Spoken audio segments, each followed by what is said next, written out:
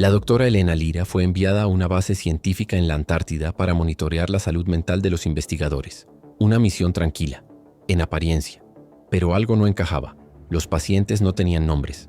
Las cirugías no, se registraban. Y los ojos de los sedados no parecían humanos. Cuando intentó denunciar lo que había visto, fue tachada de inestable. La aislaron, la silenciaron. Pero antes de desaparecer, dejó algo atrás. Un diario. Y en esas páginas está la verdad que el hielo intentó enterrar para siempre. El diario de la Antártida. Lo que encontramos bajo el hielo. Parte 1. La llegada. El viento antártico golpeaba contra el fuselaje del C-130 mientras sobrevolábamos la última extensión de hielo. A través de la ventanilla empañada, la base Polaris emergía como una serie de estructuras metálicas, un intruso industrial en el paisaje más inhóspito del planeta. Yo, la doctora Elena Lira, neurobióloga especializada en comportamiento extremo, observaba con una mezcla de anticipación, científica y ese peculiar cosquilleo que siempre precede a lo desconocido. «Doctora Lira, bienvenida al fin del mundo», dijo el comandante Vázquez mientras me extendía la mano al bajar de la aeronave. Su rostro, curtido por el frío polar, mostraba una sonrisa que no llegaba a sus ojos. «Espero que el viaje haya sido tolerable». «Lo fue, gracias. Aunque 3 días de vuelo con escalas es suficiente para desestabilizar cualquier ritmo circadiano», respondí mientras mi aliento se convertía en vapor frente a mi rostro. La temperatura exterior era de 35 °C, pero la sensación térmica resultaba mucho más brutal con el viento constante, la justificación oficial de mi presencia. Un estudio de 3 meses sobre los efectos neurológicos del aislamiento extremo en el personal de la base. 12 científicos y 8 militares. Todos confinados en este complejo durante el invierno antártico. 6 meses de oscuridad casi perpetua. Un escenario perfecto para mi investigación. Le mostraremos sus aposentos y luego haremos un recorrido por las instalaciones, continuó Vázquez mientras avanzábamos por un túnel cubierto que conectaba el área de aterrizaje con el complejo principal. Hay zonas restringidas, por supuesto. Seguridad nacional, asentí sin darle mayor importancia. Todas las bases científicas militarizadas tenían sus secretos, y yo estaba allí por el factor humano, no por lo que ocultaran bajo 7 llaves. O eso creía. Mi habitación era funcional, una cama individual, un escritorio, un pequeño baño, privado, un lujo en estas circunstancias, y un sistema de climatización que mantenía los 22 grados constantes. Deshice mi equipaje metódicamente. Ropa térmica, libros electrónicos, mi kit médico personal y, lo más importante, mi diario encuadernado en cuero verde. Un anacronismo en la era digital, pero mi método preferido para registrar observaciones. Personales a las 19:00 hora local me reuní con el equipo científico para la cena. Las presentaciones fueron cordiales pero superficiales. La doctora Miranda Opaso, glacióloga. El doctor Gabriel Kushner, meteorólogo. La doctora Camila Torres, bióloga marina, entre otros. Rostros cansados, conversaciones medidas, risas ocasionales, que sonaban ensayadas. «¿Y qué te trae específicamente a Polaris?», preguntó Kushner sirviéndose más café. «Hay bases menos extremas para estudiar el aislamiento». «Precisamente por eso», respondí. «Cuanto más extremas las condiciones, más reveladores los patrones neurobiológicos». «Patrones», repitió Torres, intercambiando una mirada rápida con Miranda. «Tendrás material de sobra aquí». Fue la primera señal, tan sutil que casi la pierdo. Es el lenguaje no verbal entre colegas que oculta significados compartidos. Durante los 3 días siguientes me adapté a la rutina. Desayuno comunitario, sesiones individuales con el personal para establecer líneas base psicológicas, comidas y tiempo en mi habitación para transcribir observaciones. El protocolo estándar. Hasta el 4.º día. Me desperté a las 3:17 de la madrugada, perturbada por un sonido apenas perceptible, un zumbido de baja frecuencia que parecía provenir del suelo. Me calcé las botas térmicas y salí al pasillo. Desierto. El sonido aumentaba al avanzar hacia el ala médica, supuestamente vacía durante la noche. La puerta estaba entreabierta. Un hilo de luz azulada escapaba por la rendija. Me aproximé sin hacer ruido. Años de trabajo en hospitales me habían enseñado a moverme como un fantasma cuando era necesario. Lo que vi desafió toda lógica. El doctor Ruiz, jefe médico, y 2 técnicos militares que no había visto antes, inclinados sobre una camilla. El paciente, si es que podía llamarse así, estaba cubierto casi por completo, excepto por una sección expuesta que parecía un torso. pero las proporciones estaban distorsionadas, elongadas. La piel tenía un tono opalescente que parecía emitir una luminiscencia propia. Y las manos, o lo que deberían ser manos, tenían 7 dedos largos y articulados, sin uñas, terminados en lo que parecían pequeñas ventosas translúcidas. «Necesitamos más muestras de tejido», decía Ruiz, su voz amortiguada por una máscara quirúrgica. «Y aumenten la dosis de sedación». El último espécimen desarrolló resistencia demasiado rápido. «El comandante pidió extractos de la glándula pineal», dijo uno de los técnicos, sosteniendo un instrumento que no reconocí. «Dice que es donde podría estar el mecanismo de comunicación». «Estamos tratando con anatomía no catalogada», respondió Ruiz. «No podemos asumir que su glándula pineal funcione como la nuestra». Mi respiración se aceleró involuntariamente. El técnico más cercano a la puerta giró la cabeza. Me retiré justo a tiempo, retrocediendo en silencio hasta doblar la esquina del corredor. Mi corazón latía como un martillo neumático contra mis costillas. De vuelta en mi habitación, con manos temblorosas, abrí mi diario y comencé a escribir. Esta no era una misión de investigación sobre aislamiento. Era otra cosa, algo mucho más grande, mucho más perturbador. Y yo acababa de convertirme en testigo. Durante las semanas siguientes mantuve una fachada de normalidad. Continuaba mis entrevistas, redactaba informes oficiales sobre adaptación psicológica al entorno polar, asistía a las comidas colectivas. Pero cada momento libre lo dedicaba a observar, a mapear mentalmente la base, a identificar patrones en los movimientos del personal. Descubrí que cada martes y viernes, exactamente a las 02:30 de la madrugada, un pequeño equipo se dirigía al ala médica.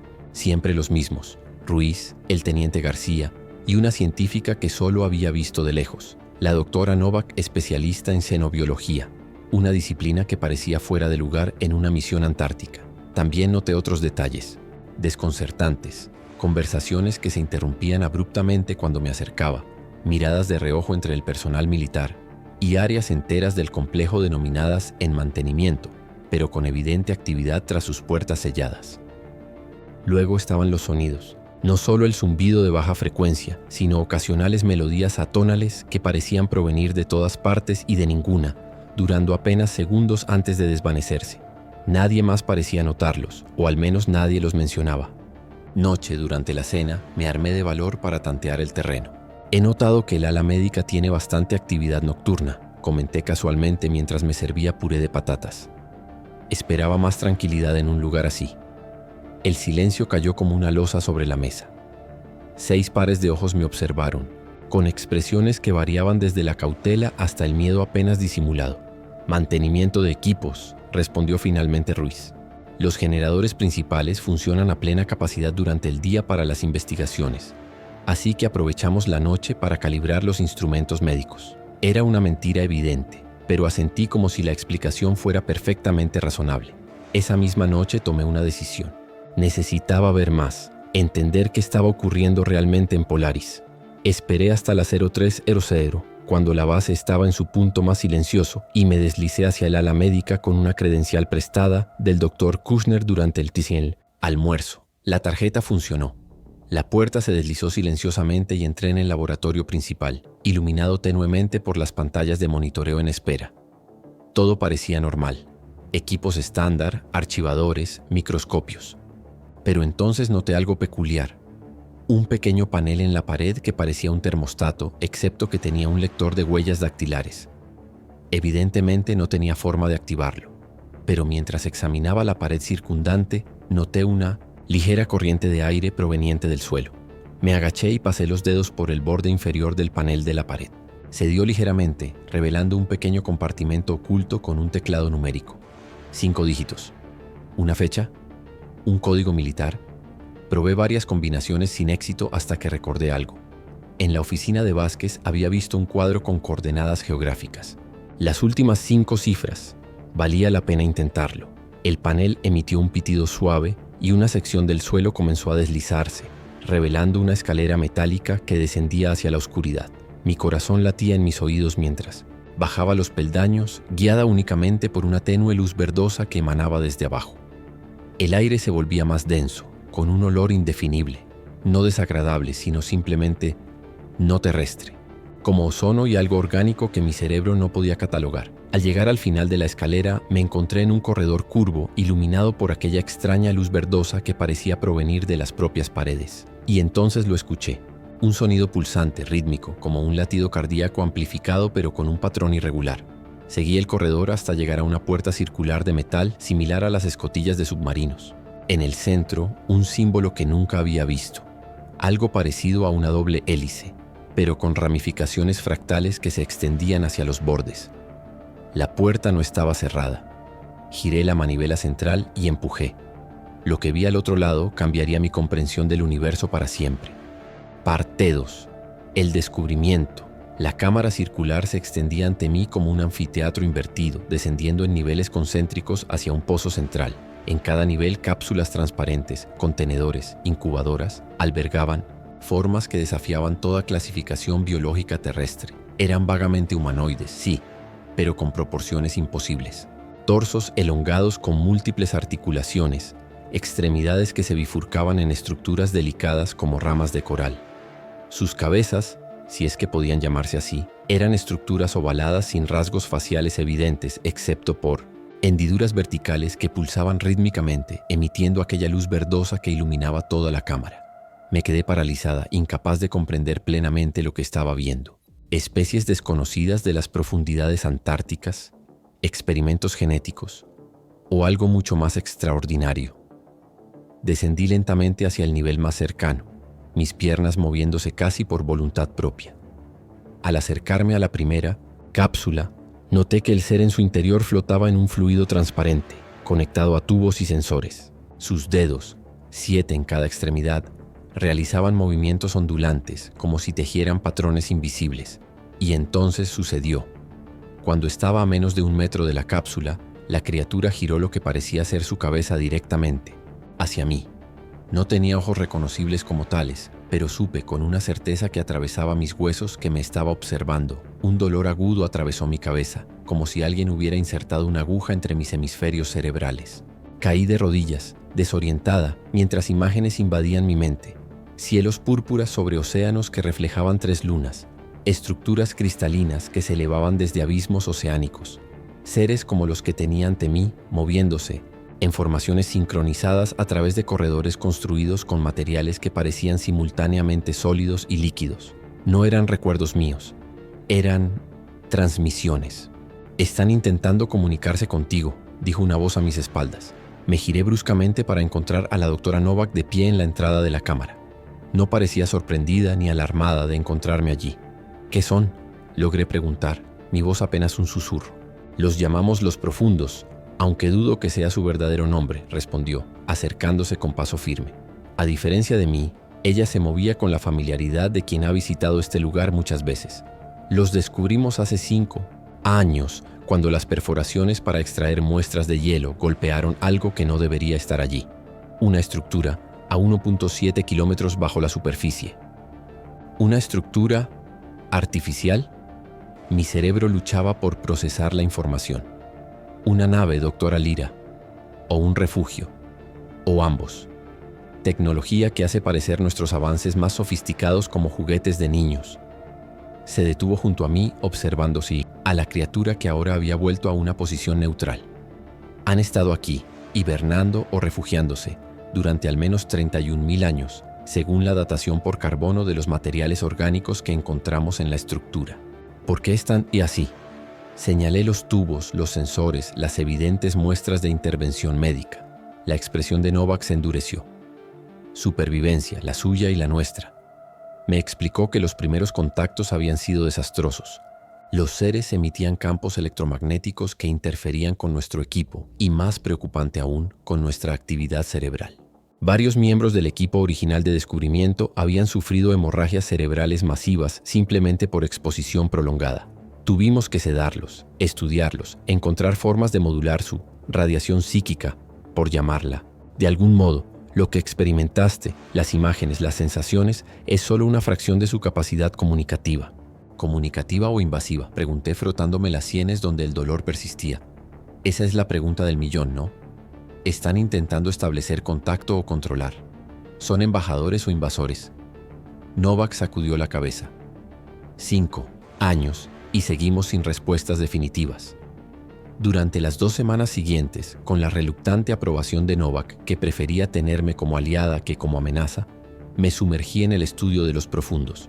Me permitieron acceso limitado a los informes, a algunas sesiones de observación, siempre bajo supervisión. Aprendí que habían recuperado 7 individuos de la estructura subglacial.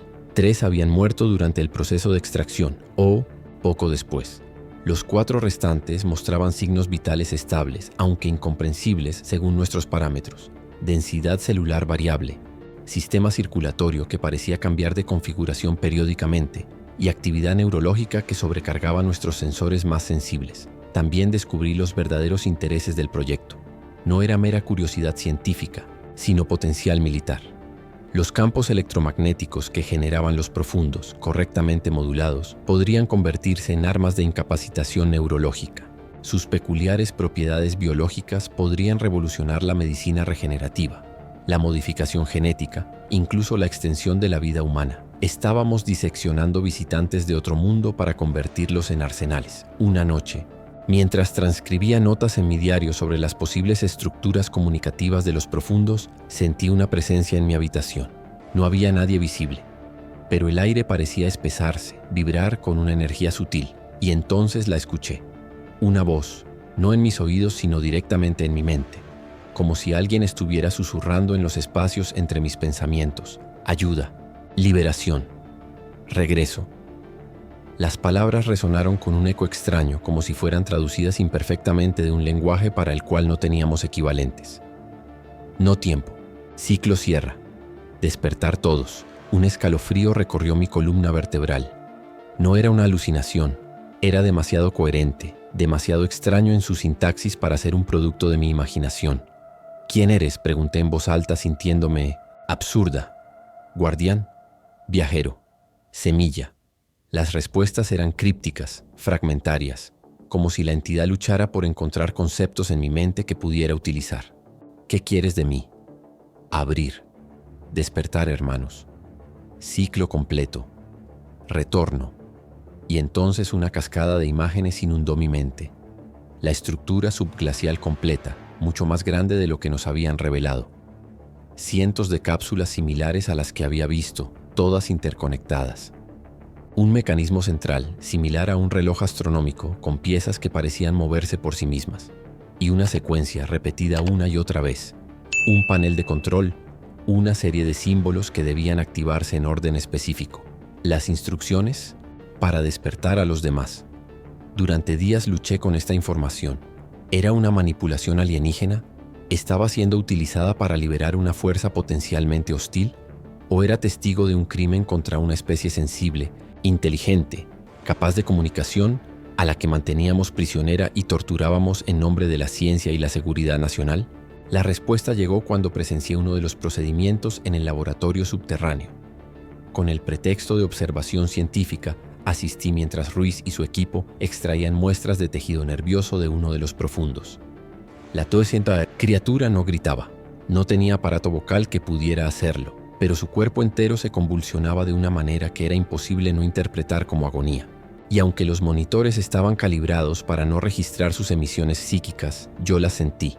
Olas de dolor, confusión y algo que solo puedo describir como una profunda sensación de traición. No eran monstruos. Eran refugiados que habían buscado asilo en nuestro planeta y a cambio los habíamos convertido en especímenes de laboratorio. Esa noche tomé mi decisión. Ayudaría a los profundos. Aprovechando el acceso que Novak me había concedido, pasé 3 días estudiando los protocolos de seguridad, los turnos de guardia y cartografiando mentalmente las rutas hacia la estructura subglacial original, ahora convertida en un anexo de investigación fuertemente vigilado. Mi plan era simple pero extremadamente arriesgado. Utilizaría mi acceso para llegar al mecanismo central que los profundos me habían mostrado. Activaría la secuencia de despertar y después, ese después era la parte nebulosa del plan. Optimistamente, los profundos agradecidos podrían ayudarme a escapar. Pesimistamente, podría desencadenar algo que no comprendía completamente. La oportunidad llegó durante una tormenta antártica particularmente violenta que obligó a reducir el personal en las instalaciones subterráneas para reasignarlo a tareas de mantenimiento en la superficie. Con mi credencial y el código de acceso que había memorizado observando a Novak, descendí hacia los niveles más profundos de la instalación. El complejo era más extenso de lo que me habían permitido ver. Túneles excavados en el hielo se extendían en todas direcciones, iluminados por aquella característica luz verdosa. Seguí las indicaciones mentales que había recibido, avanzando por corredores cada vez más estrechos hasta llegar a una cámara hexagonal.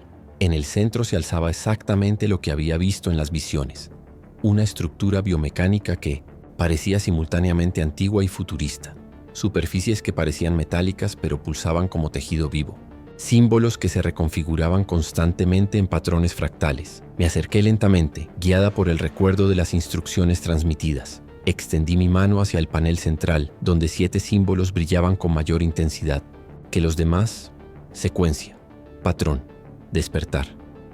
La voz en mi mente era más clara ahora, más fuerte. Toqué el primer símbolo, que parecía vibrar bajo mis dedos como si estuviera vivo.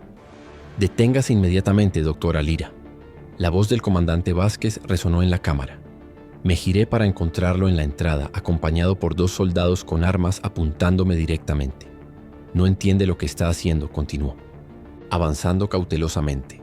«Ese mecanismo no es lo que cree». «¿Y qué es, comandante? ¿Una arma? ¿O simplemente el sistema de hibernación de una especie que ha tratado como ratas de laboratorio?» «Es un faro, doctora». Su voz era sorprendentemente calmada. Un faro diseñado para llamar a otros como ellos. Miles, tal vez millones. Mi mano se detuvo a milímetros del segundo símbolo. ¿Cómo lo sabe? Porque ya ocurrió una vez. El equipo original de descubrimiento activó accidentalmente una secuencia similar mientras exploraban la estructura. 3 días después, nuestros satélites detectaron anomalías gravitacionales en la órbita exterior. Algo respondió, doctora. Algo estaba viniendo. ¿Y qué hicieron? Mi voz temblaba. Lo único que podíamos hacer. Interrumpimos la señal. Estudiamos a los especímenes que ya teníamos para entender cómo funcionaba su tecnología, para prepararnos. Dio otro paso hacia mí. No son refugiados, doctora Lira. Son exploradores, avanzados. La vanguardia de algo mucho más grande. Quería no creerle. Quería pensar que era manipulación, propaganda para justificar la crueldad que había presenciado. Pero había algo en su tono, en la genuina preocupación en sus ojos. Mentira, engaño, miedo humano. La voz en mi mente se volvió más insistente, casi desesperada, tiempo agotado. Ciclo completo. Ahora, sentí un impulso abrumador de completar la secuencia, como si mi brazo ya no me perteneciera. Luché contra él, sudando a pesar del frío penetrante. Están intentando controlarla, ¿verdad? Vázquez había notado mi lucha interna. Lo hemos visto antes. Su influencia psíquica crece con la proximidad y el contacto repetido. Mentira. Ahora. Despertar. El dolor en mi cabeza se intensificó, casi cegador. Imágenes contradictorias batallaban en mi mente. Los profundos como víctimas, los profundos como invasores, refugiados o conquistadores, salvación o destrucción. En ese momento de duda y confusión cometí un error fatal. Dejé caer mi mano sobre el panel, no en un símbolo específico, sino directamente en el centro. La cámara entera vibró. Los símbolos cambiaron de color, del verde al azul intenso, y comenzaron a rotar como constelaciones en movimiento. Un sonido, mitad mecánico, mitad orgánico, reverberó a través del hielo mismo. «Todos fuera. Ahora», gritó Vázquez, corriendo hacia mí para apartarme del mecanismo. Pero ya era tarde. El suelo bajo nosotros se sacudió violentamente. Grietas se extendieron por las paredes de hielo como relámpagos congelados. Y desde las profundidades de la estructura, un pulso de energía ascendió, atravesando los niveles, dirigiéndose hacia la superficie. Lo último que recuerdo fue el rostro de Vázquez, no con ira, sino con una profunda resignación, mientras el techo comenzaba a colapsar sobre nosotros. Que Dios nos ayude a todos. Parte 3. Las consecuencias. Desperté en una habitación que no reconocí inmediatamente. Paredes blancas, una cama hospitalaria, restricciones suaves pero firmes en mis muñecas y tobillos. El dolor de cabeza persistía, pero ahora como un eco distante, una memoria fantasmal.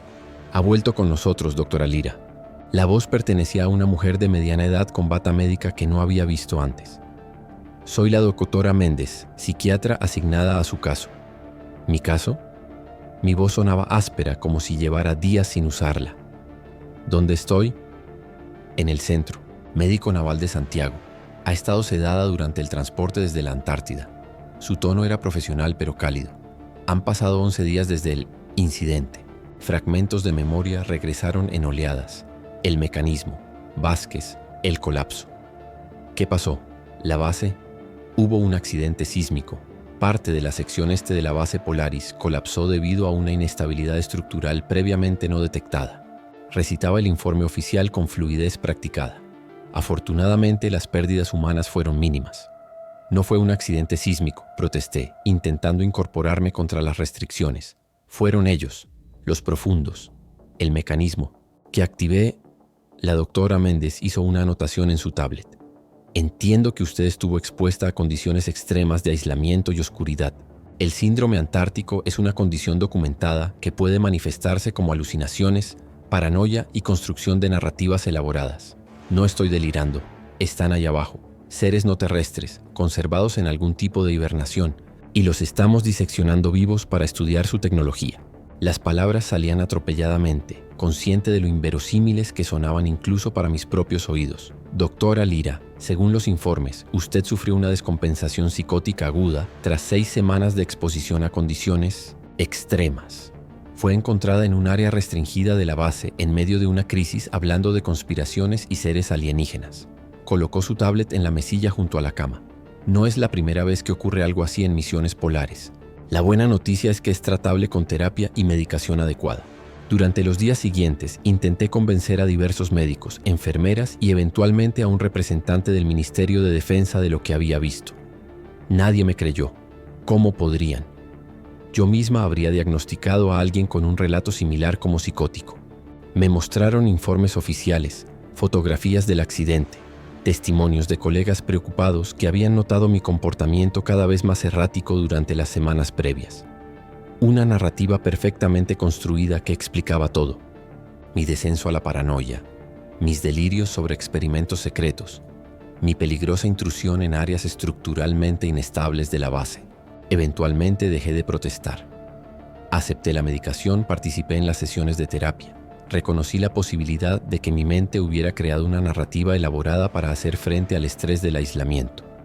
Era la única forma de recuperar mi libertad. 3 meses después me dieron el alta con un diagnóstico de episodio psicótico breve actualmente en remisión. Me asignaron terapia ambulatoria y me prohibieron ejercer por 1 año, tiempo durante el cual estaría bajo observación. Regresé a mi apartamento en Valparaíso, que parecía pertenecer a otra vida, a otra persona. El mundo continuaba, ajeno a lo que yo había presenciado bajo el hielo antártico. Las noticias mencionaron brevemente el accidente geológico en Minos Díaz, la base Polaris como una nota al pie, rápidamente olvidada entre crisis políticas y celebridades fugaces. Intenté contactar con algunos de mis antiguos colegas de la base. La mayoría no respondió. Los pocos que lo hicieron fueron corteses pero distantes, claramente incómodos con mi condición. Novak había sido reasignada a una instalación clasificada en algún lugar del norte. Ruiz había tomado una licencia prolongada por estrés. Vázquez había muerto oficialmente en el colapso estructural. 6 meses después del incidente, cuando ya había comenzado a dudar de mis propios recuerdos, recibí un paquete anónimo. Dentro, un pendrive encriptado y una nota manuscrita que simplemente decía: "No estás loca". El pendrive contenía fragmentos de archivos, muchos dañados, pero suficientes para confirmar aspectos cruciales de mis recuerdos. Fotografías parciales de las cápsulas, segmentos de informes sobre especímenes no catalogados y, lo más inquietante, un video de 6 segundos donde se veía claramente una de las manos de 7 dedos realizando aquellos movimientos ondulantes que recordaba vívidamente. También contenía coordenadas GPS, no en la Antártida, sino en el desierto de Atacama. 2 semanas después, con dinero prestado y usando un nombre falso, me encontraba frente a un pequeño refugio abandonado en uno de los lugares más áridos del planeta. La puerta no estaba cerrada. En el interior, una habitación despojada, con un catre desgastado y una mesa simple. Sobre ella, un cuaderno idéntico al diario que me habían confiscado en la base. Lo abrí con manos temblorosas. Era mi letra, mis observaciones, mis esquemas de los profundos, mis notas sobre sus intentos de comunicación. Alguien, Novak sospechaba, había rescatado mi diario original o una copia de este. Pasé horas leyendo, reviviendo aquellas semanas de descubrimiento y horror. Al llegar a la última página, mi corazón se detuvo. La última entrada no estaba escrita con mi letra. Los trazos eran angulares, casi geométricos, como si quien lo hubiera escrito estuviera aprendiendo a usar un bolígrafo por primera vez. El mensaje era simple, aterrador en su claridad. Aún estamos aquí. El ciclo continúa. Despertaremos pronto. Y debajo, añadido como una postdata grotesca, un conjunto de coordenadas. Cuando las busqué en mi teléfono, el punto señalados era el centro exacto de Santiago, a menos de 1 kilómetro de la sede del gobierno. Esa noche regresé a la capital, con la determinación renovada de encontrar aliados, personas que pudieran ayudarme a exponer la verdad o al menos a entender qué estaba ocurriendo realmente. Contacté con un periodista de investigación, Roberto Mancini, conocido por sus trabajos sobre corrupción gubernamental y encubrimientos militares. Nos reunimos en un café ruidoso, donde las conversaciones circundantes ofrecían un manto de privacidad. Le conté todo, mostrándole el diario y el contenido del pendrive. Mientras hablaba, su expresión pasó de la educada incredulidad al asombro y finalmente a una seriedad sombría. Si lo que dices es cierto, dijo cuando terminé, no se trata solo de un encubrimiento gubernamental, es una conspiración internacional. ¿Me crees?, pregunté, casi temerosa de la respuesta. He visto suficientes mentiras oficiales para reconocer patrones, respondió. Y hay demasiados detalles específicos en tu historia para hacer una simple fabricación. Señaló las coordenadas en la última página. ¿Has investigado este lugar? Es el edificio del Ministerio de Ciencia e Innovación, construido hace 3 años. Hice una pausa, justo después del descubrimiento inicial en la Antártida. Durante las semanas siguientes, Mancini utilizó sus contactos para investigar. Discretamente, descubrió que el ministerio había recibido un incremento presupuestario del 300% para infraestructuras de investigación avanzada, gran parte destinada a niveles subterráneos no incluidos en los planos públicos. También encontró registros de transferencias de personal desde instalaciones militares antárticas a un departamento clasificado dentro del ministerio. Y lo más inquietante, informes de técnicos de mantenimiento sobre extraños sonidos provenientes de los niveles inferiores. Sonidos descritos como zumbidos de baja frecuencia y melodías atónales. Una noche, mientras revisábamos documentos en su apartamento, Mancini recibió una llamada. Su rostro palideció mientras escuchaba. Cuando colgó, me miró con una expresión que nunca olvidaré. Tenemos que irnos. Ahora. ¿Qué sucede? Mi contacto en el ministerio acaba de ser detenido por filtración de información clasificada. Y mencionó mi nombre antes de que lo incomunicaran. Recogimos lo esencial y salimos por la puerta trasera del edificio, justo cuando 2 vehículos negros sin identificación se detenían frente a la entrada principal. Durante los días siguientes, permanecimos ocultos en una cabaña en las afueras de la ciudad, propiedad de un amigo de confianza de Mancini. Fue allí donde tomamos la decisión de hacer pública toda la información. Mancini preparó un dossier completo. Mi testimonio, las pruebas parciales del pendrive, sus propias investigaciones sobre el ministerio. Lo enviaríamos simultáneamente a medios internacionales y plataformas de denuncia. La noche antes de ejecutar nuestro plan, desperté sobresaltada por una sensación familiar. Aquel espesamiento del aire, aquella vibración sutil que había experimentado en mi habitación de la base Polaris, encontrada, finalmente. La voz en mi mente era más clara que nunca, ya no fragmentaria sino fluida, como si quien hablara hubiera perfeccionado su dominio de mi idioma. Ciclo completado. Despertar en progreso. Gracias, mensajera. Una oleada de imágenes inundó mi mente. La estructura antártica, ahora completamente activa, brillando con aquella luz verdosa. Cientos de cápsulas abriéndose simultáneamente. Y no solo en la Antártida, sino en instalaciones subterráneas, repartidas por todo el globo, incluido el subsuelo del ministerio en Santiago. ¿Qué son ustedes realmente?, pregunté en la oscuridad. Somos muchos nombres, sembradores, cosechadores, hijos de las estrellas, arquitectos de futuros. ¿Por qué están aquí?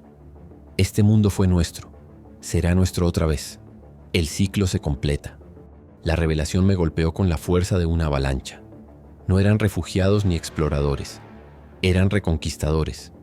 Este planeta, nuestro hogar, había sido suyo en algún pasado remoto, y ahora regresaban para reclamarlo. ¿Qué pasará con nosotros? ¿Con los humanos? Algunos útiles, algunos descartables, algunos, como tú, convertidos. Sentí un dolor punzante en la base de mi cráneo, extendiéndose como fuego líquido por mi columna vertebral. Caí al suelo.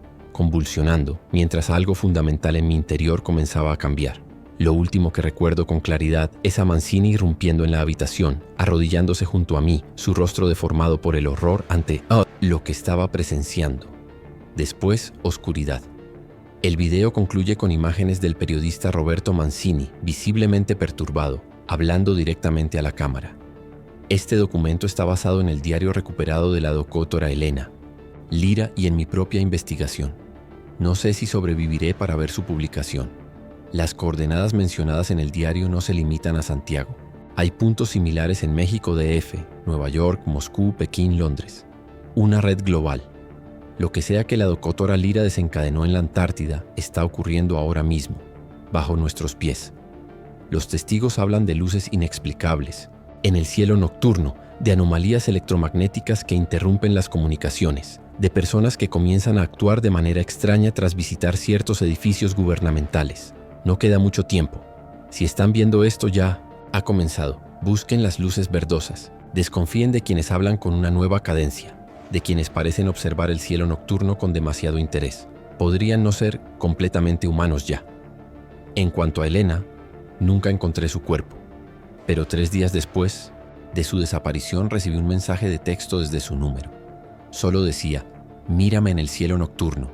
Ahora soy parte de algo más grande. Todos lo seremos pronto. La pantalla se oscurece gradualmente, pero antes del final aparece un último texto. Este video está basado en un diario encontrado en el desierto de Atacama en 2023. La autenticidad del documento no ha podido ser verificada. El periodista Roberto Mancini fue reportado como desaparecido el 17 de mayo de 2025 y sigue sin ser localizado. La semana pasada, observatorios astronómicos de todo el mundo detectaron anomalías inexplicables en la órbita terrestre. Las autoridades lo atribuyen a errores de calibración en los sistemas de medición. ¿Tú qué crees? Fin.